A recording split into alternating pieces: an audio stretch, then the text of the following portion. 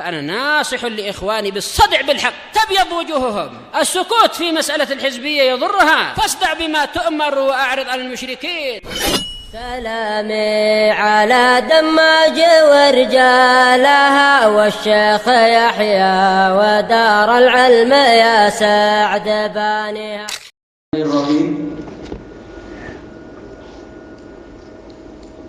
Kalau bencana-bencana yang ini memang bulan-bulan sebelumnya beliau menakwilkan mimpi itu dan ternyata terjadi. Bukan meramalkan, tapi sesuai dengan mimpi yang datang beliau katakan ini maknanya ini. Dan memang terjadi. Tak tahu yang masalah lockdown belum kan? Sebenarnya belum, tapi sudah banyak kan ramalan-ramalan tentang itu. Ramalan keancaman dari Bill Gates. Nah, beliau sekedar menakwilkan mimpi yang ada. Kata yang di Hawaii beliau bulan-bulan sebelumnya pun sudah mengatakan kalau mimpinya gitu ini akan terjadi sesuatu di Hawaii. Ternyata betul. Baik. Qala fadilatul Syekh Abdullah Al-Bassam rahimahullahu taala as-sadisah, faedah yang ke-6 dari hadis apa ini? Sepertinya anak silap ya. Jelas kita sudah melampaui itu jauh. Oh ya, silap. Mas, kalau di tempat Anda muka surat 876. As-salisah ya. Ayo. Faedah yang ketiga dari hadis apa ini yang uktubul Abisyah itu.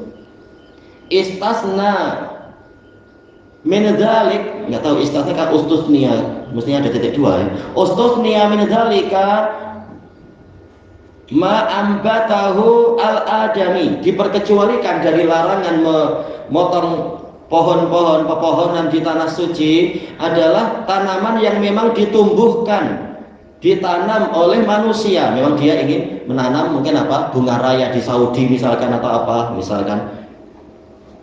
Wa ma wujida maqtu'an, dan sesuatu yang memang didapati telah terpotong, yaitu terpotong sendiri. Tidak dikatakan pemerintahnya dosa kalau ada satu pohon terpotong sendiri, mungkin kena petir atau kena angin atau apa misalkan, atau sudah tua dan patah. Demikian pula wa ra'yul bahaim, yaitu menggembala hewan. Ya, hewan jelas perlu makan rumput, makan dedaunan. Tidak dikatakan berarti penggembalanya dosa membiarkan hewan itu memakan dedaunan. Tidak, ini jelas ma'ruf. Atau di zaman Nabi, tanaman-tanaman tadi pun dimakan oleh hewan. Ini tidak masalah. Bukan penggembalanya berdosa. Wal kam'ah, demikian pula kam'ah berdasarkan dalil yang lain. Yang mana Rasulullah mengatakan bahwa al kam'atu minal man wa ma'uha shifa'un lil ain atau lil basar. Kam'ah itu adalah dari manna dan airnya boleh untuk mengobati sakit mata. Menunjukkan boleh untuk mengambil kam'ah, padahal kam'ah ini tumbuh sendiri, bukan ditanam orang di tanah suci itu. Dulu di Yaman sering ya berkali-kali ikut menggali-gali jumpa kam'ah. Wal idkhar atau idkhir itu fahadihi mubahah, maka yang ini boleh, tak masalah. Berarti satu dalil dikhususkan dengan dalil yang lain. Atau yang idkhar dalam satu hadis itu sendiri. Ar-rabi'ah, faedah yang keempat, anna lafdhatul hurum, boleh haram, boleh haram. La tahillu illa liman arada ta'rifa 'alaiha. Dikatakan itu haram menunjukkan bahwasanya luqatah itu tidak halal untuk diambil kecuali bagi orang yang ingin mengumumkannya. Hatta yajidaha sahibuha, sampailah sehinggalah pemiliknya itu mendapatkan barang tadi. Fa idza ayisa min sahibiha, kalau orang yang menemukan barang itu dia sudah putus asa dari pemiliknya, sudah diumumkan bertahun-tahun. Kalau di Mekah kan memang Mekah dan Madinah memang selamanya pengumuman, bukan hanya setahun. Kalau sudah putus asa tidak mendapatkan, tasaddaqa biha anha, maka hendaknya dia menyedekahkan barang tadi anhu atas nama pemiliknya, biniyati ta'widhiha anha, dengan niat ta'widhi anha, dia siap mengganti barang tadi. Kalau tahu-tahu mungkin tahun kelima pemiliknya datang misalkan, karena tak mampu tiap tahun berhaji misalkan kan, tahu-tahu tahun kelima baru mampu dan pemiliknya mencari-cari barang itu, ya sudah, barangnya sudah saya sedekahkan, ya sudah, Anda siap untuk membayar ganti rugi atas barang yang Anda sedekahkan itu, karena itu milik orang lain. Tapi pahalanya untuk siapa? Pahalanya untuk yang mensedekahkan. Karena apa? Dia sudah mengganti sekarang. Kalau dia tak mengganti, ya pahalanya untuk pemilik barang itu.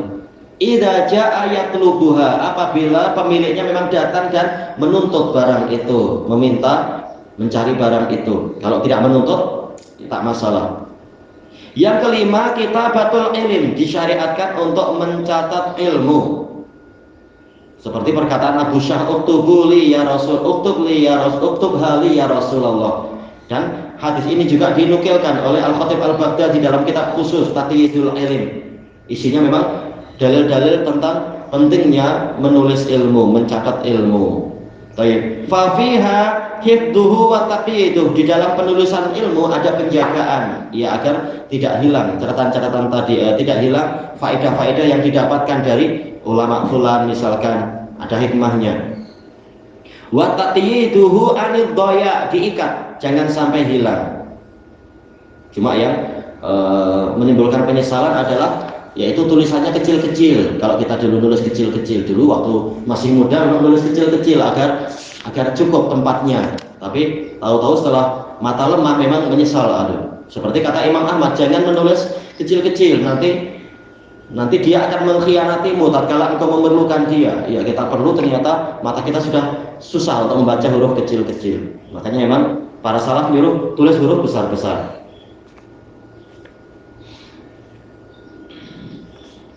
Kemudian wa qad hasallahu ta'ala 'alal kitabah, Allah Ta'ala telah menganjurkan kepada kita untuk menulis. Biqaulihi 'allama bil qalam 'allamal insana ma lam ya'lam, dia mengajarkan dengan pena, mengajarkan ilmu dengan pena. Mungkin secara langsung seperti Taurat, Allah menulis langsung Taurat itu dengan tangannya, mengajari Nabi Musa dan Bani Israel melalui perantaraan pen, atau dengan perantaraan para penulisnya itu, mengajarkan pada manusia apa yang tidak dia ketahui. Wa 'azzamaha, Allah mengagungkan masalah penulisan. Biqaulihi ta'ala, dengan firman-Nya, nun wal qalami wa ma yasturun, demi pen dan apa yang mereka tulis, ditulis oleh para juru tulis itu, sampai menjadi sumpah Allah Ta'ala. Dan termasuk yang menguatkan ini adalah yaitu Allah Ta'ala sendiri mencatat, wa kullu syai'in ahsaynahu fi imamin mubin, segala sesuatu telah kami hinggakan, kami tulis dengan sempurna dalam kitab induk yang nyata. Kata para ulama, kalau Allah Ta'ala saja yang tidak pernah lupa itu aja menulis, mencatat, bagaimana dengan kita? Lebih layak lagi untuk kita mencatat dan menulis. Fafil kitabah masalihud dunya wal akhirah, di dalam penulisan ada kemaslahatan dunia dan akhirat. Baik. Yang keenam, qauluhu wa man qutila lahu qatil, barang siapa ada anggota keluarganya yang terbunuh, fahuwa bi khairin nadharain, maka dia berada pada salah satu dari dua sudut pandang yang terbaik. Imma ayyaqtul, yaitu boleh jadi dia menuntut, membalas, membunuh si pelaku jinayahnya, si pembunuhnya. Wa imma ayyuda, yaitu diberi dia. Ini ada hamzah qata, yang betul bukan hamzah qata ya, cukup wawu yuda. Fihi dalilun ala anna li awliya'il maqtul, di dalamnya ada dalil bahwasanya para wali orang yang terbunuh memiliki hak. Wahum warasatu, yaitu ahli warisnya. Al-afu mutlaqan, memaafkan secara mutlak, maka dosa mereka dihapus. Wa huwa afdalu lahum, itu lebih utama untuk mereka. Wal afu ila diyah, yang kedua pemaafan yang sifatnya adalah muqayyad, yaitu memang tidak membunuh tetapi menuntut diat 100 ekor unta. Wa anna lahumul qisas, dan mereka juga boleh untuk menuntut qisas, pembalasan yang setimpal. Wa takhyir, mereka boleh memilih memaafkan ataukah memilih qisas. Wa huwal masyhuru min madhabina, dan itulah yang terkenal dari madhab kami. Madhab kami siapa? Syekh Abdullah Al-Bassam dari Mamlakah Saudiyah. Kebanyakan yang di sana adalah Hanabilah. Wa kana qisasu mutahattiman fit Taurah, pada masa lampau, yaitu di dalam syariat Taurat qisas itu wajib. Ya, syariat Taurat itu berat dibandingkan dengan syariat Nabi Muhammad, syariat Quran ataupun syariat Injil. Fa khafafallahu an hadhil ummah, maka Allah memberikan keringanan untuk umat ini bijawazil afu, dengan apa? Membolehkan memberikan maaf anil qatil ila diyah, kepada si pembunuhnya, dan juga menuntut diat 100 ekor unta. Maka terserah sudut pandang mereka. Mungkin ada yang betul-betul sangat sedih hati dan dendam, boleh menuntut pembunuhan. Tapi mungkin sebagian keluarga dalam peristiwa-peristiwa yang lain mengatakan, kalaupun kita membalas bunuh orang itu, kita tak untung apa-apa juga. Kita kehilangan kepala keluarga, kehilangan mata pencaharian. Lebih baik kita tutup dia membayar 100 ekor unta, dia menderita itu, dan kita mendapatkan modal yang besar. Jadi boleh memilih ini, memilih yang itu, boleh, tidak masalah, dan tidak boleh dicela. Ada sebagian orang yang mencela dalam masalah pembayaran 100 ekor unta, yaitu mungkin orang ini dengki atau apa, gimana kalian, ayah kalian dibunuh, kalian menghargai darah ayah kalian dengan 100 ekor unta. Kita tidak mengatakan begitu, tapi ini hukum dari Allah dan Rasulnya untuk kemaslahatan kelanjutan hidup anggota keluarga yang ditinggalkan.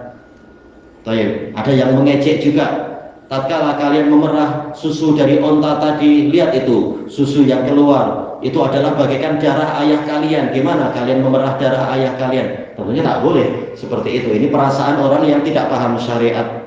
Allah dan Rasulnya membolehkan dengan masalah bukan kisos tetapi diat, dan Rasulullah sudah menyebutkan ini khairin nadzarain, dikatakan baik, tidak mencela. Tidak layak orang yang meminta diat itu dicela dan hanya memilih kisos, tak boleh.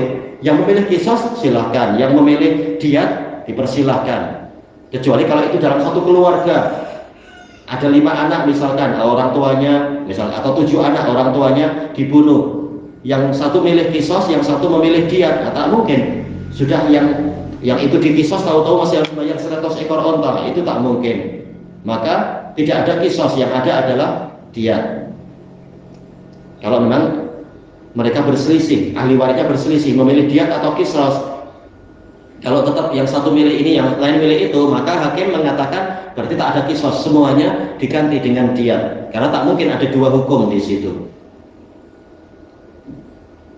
Kemudian disebutkan di sini biqaulih faman ufiya lahu min akhihi syai'un fattiba'un bil ma'ruf wa ada'un ilaihi bi ihsan, maka barang siapa dimaafkan sedikit saja dari saudaranya, ini menunjukkan pembunuh itu tidak murtad, walaupun Allah mengancam dalam Quran yaitu kekal dalam neraka. Tapi ayat yang lain telah menunjukkan ini masih saudara, berarti tidak kafir, karena kalau kekal berarti dia kafir. Menunjukkan ini dikatakan masih saudara, berarti dia masih muslim, cuma dosanya sangat berat sehingga terancam sampai saking lamanya hukumannya seakan-akan menjadi kekal. Kalau memang dia dimaafkan berarti dosa dihapus. Tapi apa? Fattiba'un bil ma'ruf, hendaknya penuntutannya itu dengan cara yang ma'ruf, minta agar segera membayarkan 100 ekor unta. Tidak boleh dengan cara merusak rumah orang itu atau apa. Tapi tuntutlah dengan cara yang ma'ruf. Atau kalau tak mampu, ya sudah disita rumahnya atau barang-barang yang mencapai nilai 100 ekor unta. Wa ada'un ilaihi bi ihsan, dan yang telah dimaafkan, yang telah diberi maaf, hendaknya tahu diri, dia segera membayar, bukan malah melarikan diri atau mengatakan saya tak mampu lah 100 ekor unta, ditawar boleh tak 50 ekor unta saja, tak boleh. Itu kewajiban dia, wajib menunaikan dengan baik, bukan malah dengan cara yang jahat atau berkhianat atau apa. Tahfifum min rabbikum wa rahmah, itu adalah keringanan dari Rabb kalian dan rahmat. Masih ada jalan keluar. Kalau di zaman Bani Israel, karena memang mereka jahat, suka membunuh para nabi, maka hukumannya juga keras. Pembunuh dengan sengaja, sudah siap-siap untuk putus asa dari kehidupan, engkau juga akan dibunuh. Baik. Ilahuna wallahu a'lam. Subhanakallahumma wa bihamdika la ilaha illa anta astaghfiruka wa atubu ilaik. Walhamdulillahirabbil alamin. Jazakumullahu khairan.